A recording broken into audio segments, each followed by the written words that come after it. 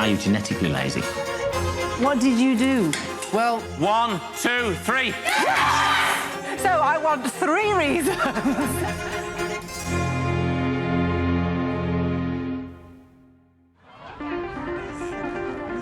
Two high-profile education consultants have teamed up to shed new light on some familiar problems.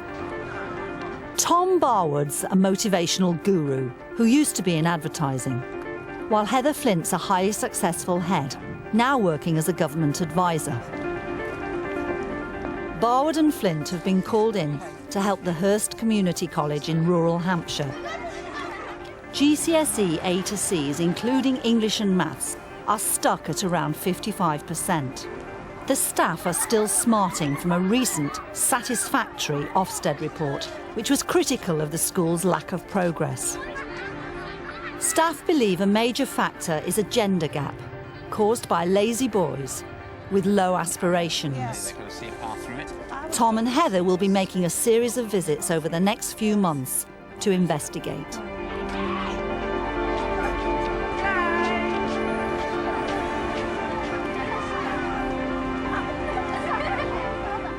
Tom's approach will be from the student's perspective, while Heather's focus is top-down. She's meeting head teacher Malcolm Christian. Our GCSE results have plateaued in the last 3 years. Yeah. So we're working really, well, with some depth and a bit more vigour, particularly since we had Ofsted last year, in trying to do something about that. And one of the things that's going to unpick the plateau of results is the gender gap. Now, a gender gap is about dead-on national average. The only attainment gap is the by subgroup is the gender one. I don't know, what is your free school meal? It's very low, it's about 3.5%. OK. 1 minute to go, registration time. We're going to tell you... Doing a meet and greet can be one of the most powerful things you can do in a school morning, just to get a snapshot of who's where and what's happening. Possibly those arriving by car, being dropped off. It can all just be indications of what's happening, what the school's particular needs are. The gender gap is much the same, except in 2 subjects, OK? Oh, OK. One is science, which is our underperforming subject, but boys, even though it's underperforming, the boys are doing better than girls in that. Really? Yeah. And PE GCSE, the boys outperform the girls in PE GCSE. Yeah. History, last year there was no difference in history. Oh, how interesting. And did they have a big entry? 70 kids, 75 kids, so statistically significant. Yeah. So that So we need to know what the history department Well, I don't know, because, you know, I mean, and history classically is the literacy subject, isn't it? Yes, of course. Quite a lot of people arriving. Seems quite late to me.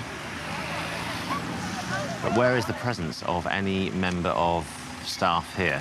Why is no one supervising what's happening here? Is to say, come on, hurry up, lessons have started.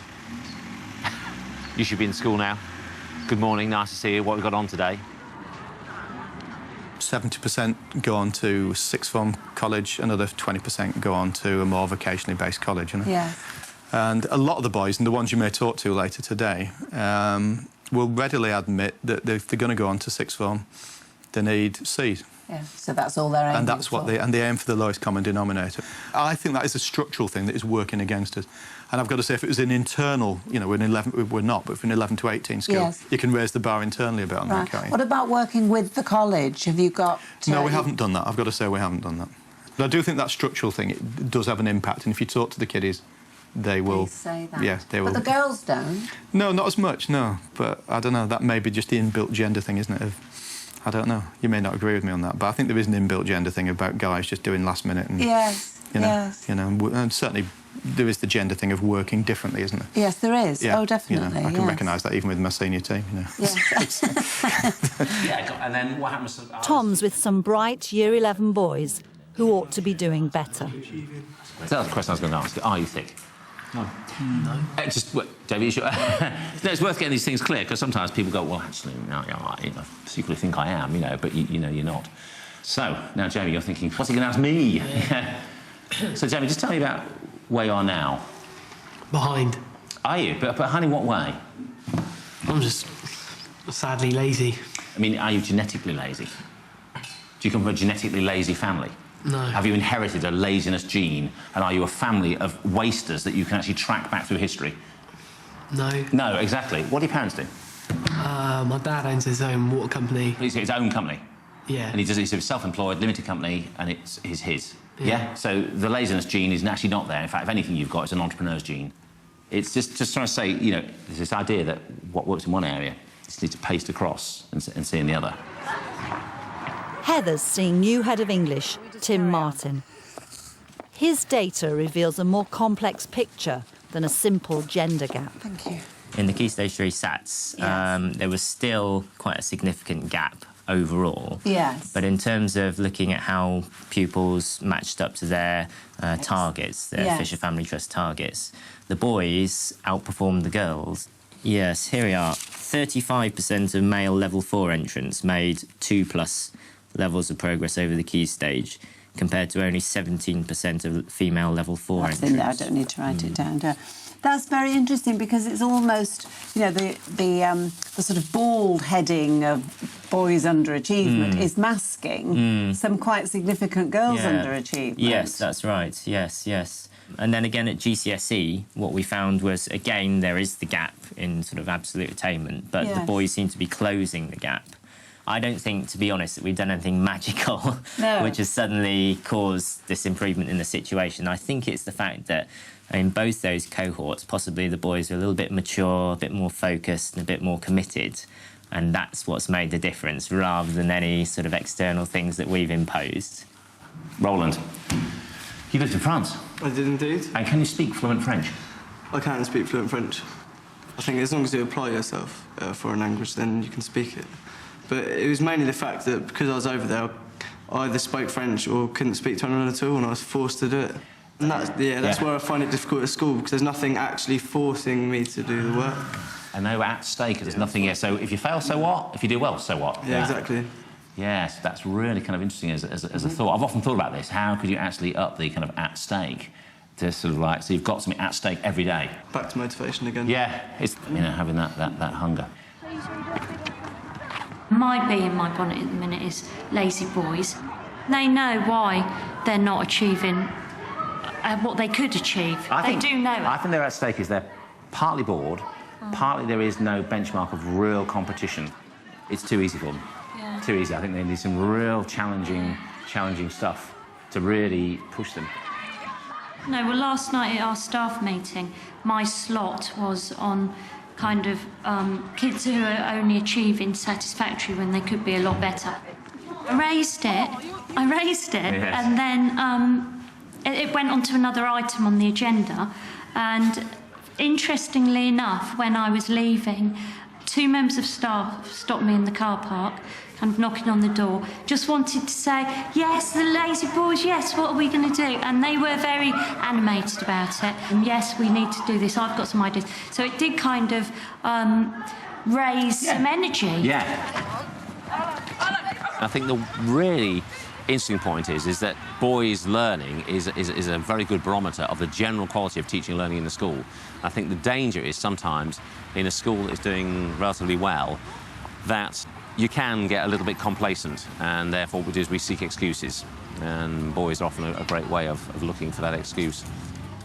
Now remember, I said I was going to do a little memory test with you. This is the memory test.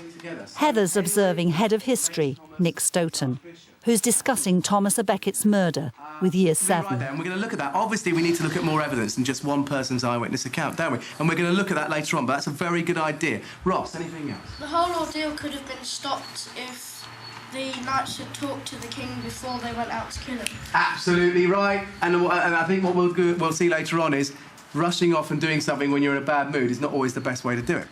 Couple of questions. Your GCSE results in 2007. Hardly yes. any gap between the boys and the girls, yeah. What did you do?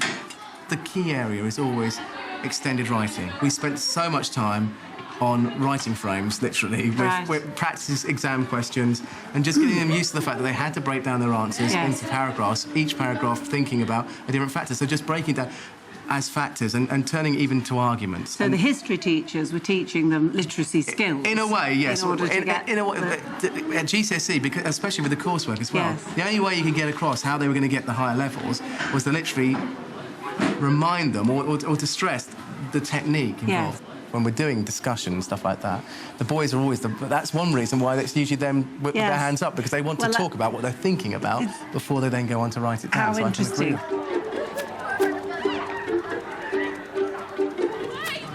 There is too much variation within the school in all kinds of ways, in terms of achievement between subjects, in terms of practices in the classrooms, and that's not an indication of a good school that's making rapid progress. So reducing that inconsistency, I think, is something the school really does need to look at. And how can the best practices in the school be made everybody's practices?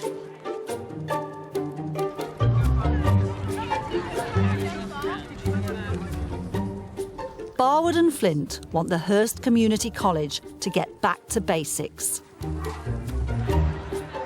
While Tom's preparing a motivational assembly for Year 10s, Heather wants to pin down the key ingredients of a successful lesson. She's running a workshop with senior staff. OK, I'm Nick Stoughton. I'm Head of History, and that's my role here. Tim Martin, Head of English. I'm Philip Newman, and I'm a geography teacher and also leading teacher for the gifted and talented.